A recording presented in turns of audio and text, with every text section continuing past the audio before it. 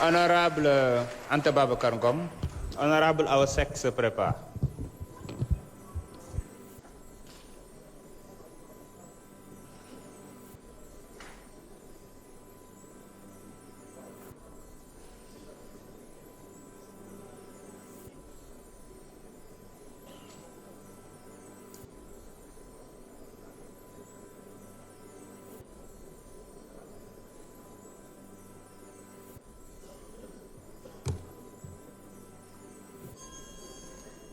Assalamu alaikum, Monsieur le Président, Messieurs les ministres, honorables députés, chers collègues, maa ngi leen di nuyu.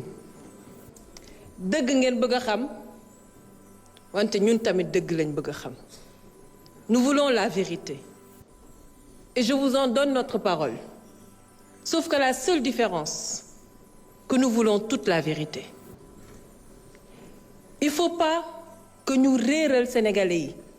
Parce que ñoo yore seen baat ay divergence am na manque d'incompréhension bu réel bu sincère am na ci lii nga xamante ne ñu ngi ko bëgg a def mais lu ko waral ñàkk a diisoo ñàkk a waxtaan ak ñàkk a expliquer lu leer lu sénégalais yi mën a nangu moo ko waral parce que nit dina nekk ci dëgg nit dina nekk ci dëgg wax li mu bëgg mais leeralu ko nit ñi opposé wu ci te dafa mel ni loolu dinañu dal ci biir assemblée ku boom Baye Cheikh Diop man mii dama ko bëgg a xam qui a tué Cheikh Koli Moussa Dramé Sadio Camara pourquoi ngeen xalaat ne ñun bëgguñu ko xam qui a torturé Pape Abdoulaye Touré dañ ko bëgg a xam qui a tué le gendarme on veut savoir. Qui a tué le policier? On veut savoir. Mais nous avons également le droit de vouloir savoir qui a brûlé le terre. Qui a brûlé notre BRT? Am nañ ci droit. Il faut être des démocrates jusqu'au bout. La justice, oui, mais la justice pour tout le monde. Et cette justice, elle ne doit pas être sélective.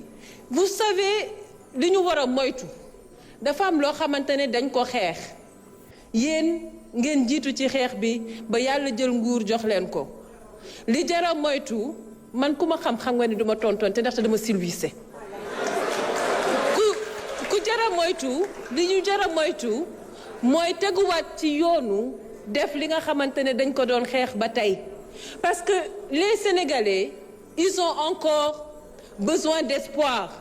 Les Sénégalais, ils ont besoin de travail. Les Sénégalais, ils ont besoin de solutions. Monsieur le ministre, nous voulons la justice.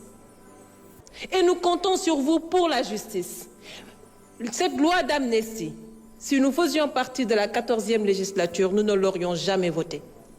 Et nous sommes contre cette loi d'amnistie. Et si aujourd'hui, le débat était l'abrogation ou non de cette loi d'amnistie, vous comprendrez beaucoup mieux nos postures et nos positions. Mais là n'est pas la question. On veut aujourd'hui interpréter une loi d'amnistie. Et une interprétation ne devrait pas avoir une vocation à modifier, ni à rajouter. Elle doit clarifier.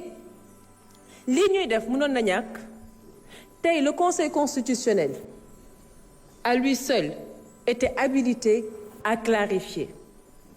Le Conseil constitutionnel mënoon na tey clarifier ne loi d'amnistie bii concerne na tel crime concerné wu ko tel crime concerné wu ko su ko defee ñëpp xam lu leer mais bu leen bañal une partie de la population leur droit de vouloir connaître toute la vérité. Nous sommes sensibles à ceci. Cette interprétation li ngeen laajte kan moo ko bañ mooy wane ne que comprendre goo leen le problème du peuple sénégalais. La majorité sont en train de se demander pourquoi eux non plus n'ont pas droit à la justice. Pourquoi eux non plus n'ont pas droit à la vérité. Moo tax Sénégalais yi ginnaaw bi ñu bëggee seen dëgg bëgg justice bëgg jàmm bëgg baalante loolu tamit dëgg la. Vous savez, en Afrique du Sud ils l'ont fait mu tuddoon vérité et réconciliation.